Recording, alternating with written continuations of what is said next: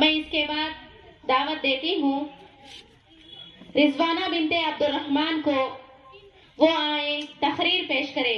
ان کا عنوان ہے حسن خاتمہ۔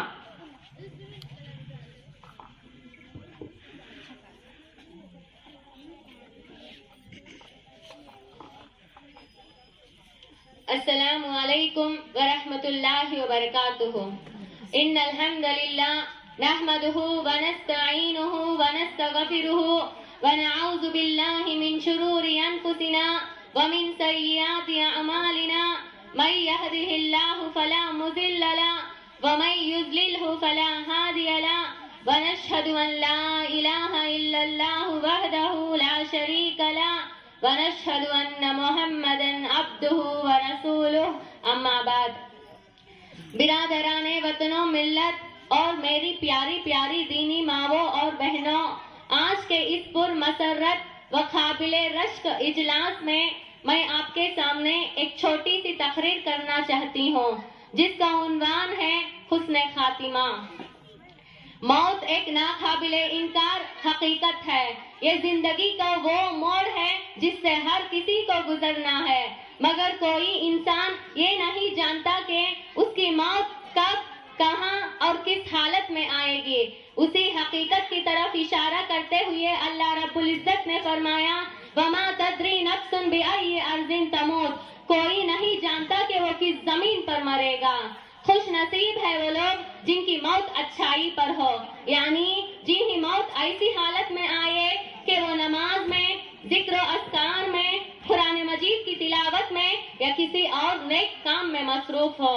اس سے بڑی بد نصیبی کیا ہو سکتی ہے کہ آدمی کی موت ایسی حالت میں آئے کہ وہ شرک یا بدعت کا ارتکاب کر رہا ہو، معصیت اور گناہ کے کام میں مصروف ہو۔ آدمی چاہے کتنا بھی عبادت گزار، کتنا بھی نیکوکار ہو، اس بات کی گارنٹی نہیں دی جا سکتی کہ آدمی کی موت ایمان ہی کی حالت میں آئے گی۔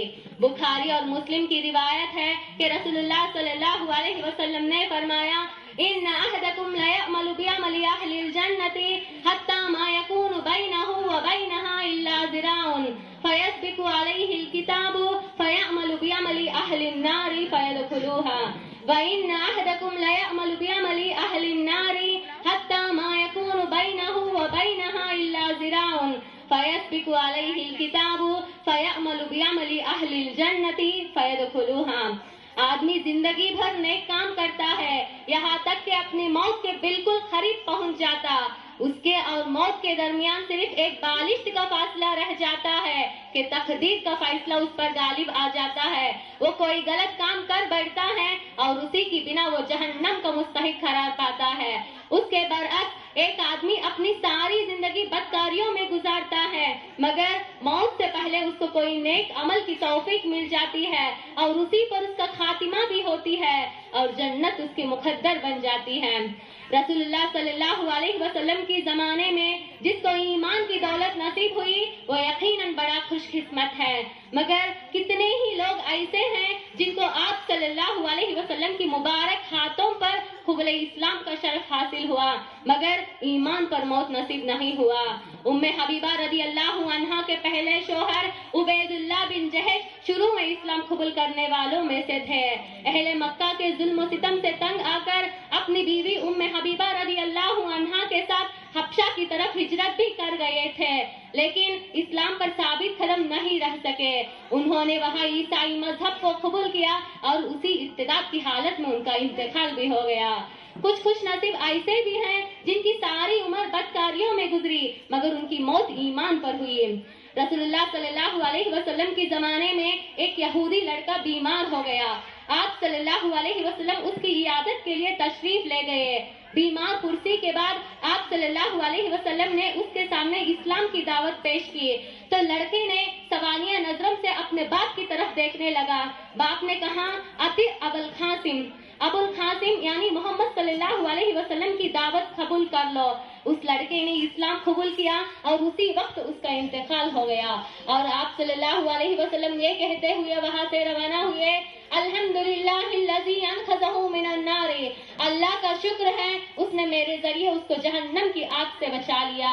حضرت ابو سعید خدری رضی اللہ عنہ سے مروی ہے کہ رسول اللہ صلی اللہ علیہ وسلم نے فرمایا بنی اسرائیل میں ایک شخص تھا، اس نے 99 آدمیوں کو قتل کیا تھا، آخر وقت میں اس کو اپنی غلطیوں پر پچھتاوا ہونے لگی تو لوگوں نے بتایا کہ فلاں عابد کے پاس جاؤ، وہ تمہاری رہنمائی کرے گا۔ اس عابد نے اس کا سارا حال سن کر کہا کہ تمہاری جرم اس قدر سنگین ہے کہ توبہ کی قبولیت کی کوئی گنجائش نہیں۔ اس مایوس کن جواب کو سن کر اس نے اس عابد کو بھی قتل کر دیا، مگر امید کی جو چنگاری اس کے دل میں پیدا ہو چکی تھی وہ برابر ترقی ہوتی رہی۔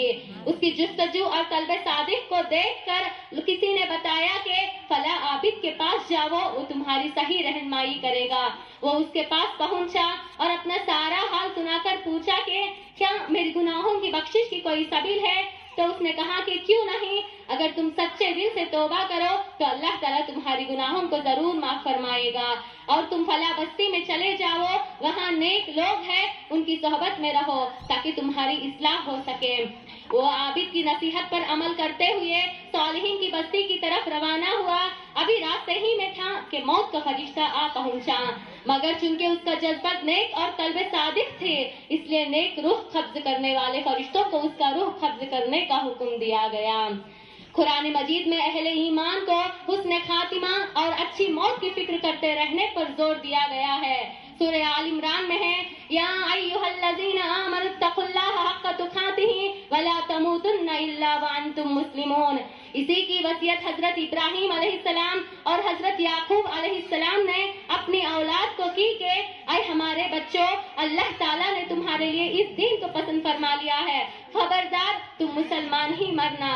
حضرت یوسف علیہ السلام جنہیں کئی آزمائشوں سے گزارنے کے بعد اللہ تعالیٰ نے نبوت اور بادشاہت عطا کی تھی، آخر وقت میں انہوں نے اللہ تعالیٰ کی ان نعمتوں کا شکر بجا لاتے ہوئے یہ دعا کرتے تھے رب قد آتیتنی من الملک وعلمتنی من تعویل الاحادیث فاطر السماوات والارض انت ولی فی الدنیا والآخرہ توفنی مسلما والحقنی بالصالحین۔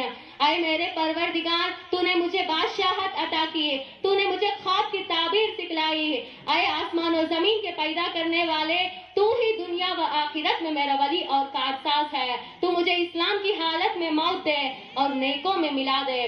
قرآن مجید میں مومنین کے لیے یہ کور دعا منقول ہے ربنا اننا سمعنا منادیا ینادی للایمان ان آمنوا بربکم فآمنا ربنا فاغفر لنا ذنوبنا وکفر عنا سیئاتنا وتوفنا مع الابرار۔ اے ہمارے پروردگار، ہم نے سنا ہے کہ منادی کرنے والا با آواز بلند ایمان کی طرف بلا رہا ہے کہ لوگوں اپنے رب پر ایمان لاؤ، پس ہم ایمان لائے۔ یا الہ، اب تو ہماری گناہوں کو معاف فرما، ہماری برائیوں کو ہم سے دور کر دے اور ہماری موت نیکوں کے ساتھ کر۔ اچھی موت کی علامات۔ موت سے پہلے توحید کا ادا ہونا اچھی موت کی ایک اہم علامت ہے۔ رسول اللہ صلی اللہ علیہ وسلم کا ارشاد ہے من کان آخر کلامہ لا الہ الا اللہ دخل الجنہ، جس کی موت کلمہ توحید پر ہوا وہ جنت میں داخل ہوگا۔ اسی لیے آپ صلی اللہ علیہ وسلم مرض الموت میں کلمہ توحید کی تلقین کا حکم دیا۔ آپ صلی اللہ علیہ وسلم کا ارشاد ہے لقنوا موتاکم لا الہ الا اللہ، اپنے بیمار جو مرض الموت میں ہیں ان کے پاس لا الہ الا اللہ پڑھتے رہو۔ اچھی موت ہر کسی کو نصیب نہیں ہوتی، یہ صرف اہل ایمان کی نصیب ہوتی ہے۔ اللہ تعالیٰ کا ارشاد ہے یثبت اللہ الذین آمنوا فی الحیاۃ الدنیا وفی الآخرہ ویذل اللہ الظالمین ویفعل اللہ ما یشاء۔ اللہ تعالیٰ ایمان والوں کو پکی بات کے ساتھ مضبوط رکھتا ہے، دنیا کی زندگی میں بھی اور آخرت کی زندگی میں بھی۔ ہاں، اللہ تعالیٰ ناانصاف لوگوں کو بہکا دیتا ہے اور اللہ جو چاہے کر گزرے۔ کتنے ہی لوگ ایسے ہیں جن کو آخر وقت میں کلمہ توحید کی گئی لیکن ان کی زبان سے کلمہ ادا نہ ہو سکا۔ امام قرطبی رحم اللہ نے اپنی کتاب التذکرہ میں ایک تاجر کا واقعہ بیان کیا ہے کہ جب اس کو مرض الموت میں کلمہ توحید کی تلقین کی گئی تو اس کی زبان پر اپنا کاروبار حساب و کتاب جاری تھا۔ قصص السعدائی والاشتیائی کے مؤلف نے لکھا ہے کہ سعودی عرب کے شہر ریاض میں 3 نوجوان ایکسیڈنٹ کے شکار ہوئے، ان میں سے 2 نوجوانوں کا وہیں پر انتقال ہوا۔ ایک نوجوان جو آخری سانسیں گن رہا تھا راہ چلتے ایک شخص نے اس کی نازک حالت کو دیکھ کر کلمہ توحید کی تلقین کی تو اس نے کہا انا فی سقر، میں جہنم میں ہوں، میں جہنم میں ہوں، اور اسی پر اس کا خاتمہ ہوا۔ بری موت سے ہم ہمیشہ اللہ تعالیٰ کی پناہ طلب کرتے رہنا چاہیے، کیونکہ آدمی کی موت جس حالت میں ہوگی قیامت کے دن وہ اسی حالت میں اٹھایا جائے گا۔ صحیح مسلم میں حضرت جابر رضی اللہ عنہ سے مروی ہے کہ رسول اللہ صلی اللہ علیہ وسلم نے فرمایا یبعث کل عبد علی ما مات علیہ، ہر بندہ اسی حالت میں اٹھایا جائے گا جس حالت میں اس کی موت ہوئی ہے۔ جن کی موت اچھی حالت میں ہوگی وہ اچھی حالت میں اٹھایا جائے گا۔ ایک اور حدیث میں ہے ایک شخص حج کی حالت میں انتقال کر گیا تو آپ صلی اللہ علیہ وسلم نے فرمایا اغسلوه بماء وسدر وكفنوه في ثوبه ولا تخمر وجهه ولا رأسه فإنه يبعث يوم القيامة ملبيا۔ اس کو پانی اور بیری کے پتوں سے غسل دو، احرام ہی کے کپڑوں میں دفناؤ، اس کا سر اور چہرہ مت رنگو، قیامت کے دن وہ تلبیہ کہتے ہوئے اپنے خبر سے اٹھے گا۔ اگر کسی کی موت بری حالت میں ہوگی تو وہ قیامت کے دن اسی حالت میں اپنے خبر سے اٹھایا جائے گا۔ آخر میں اللہ تعالیٰ سے دعا ہے کہ اللہ تعالیٰ ہم تمام کو اچھی موت نصیب فرمائے اور بری موت سے ہماری حفاظت فرمائے، آمین ثم آمین۔ السلام علیکم ورحمۃ اللہ وبرکاتہ۔ ماشاء اللہ، بارک اللہ۔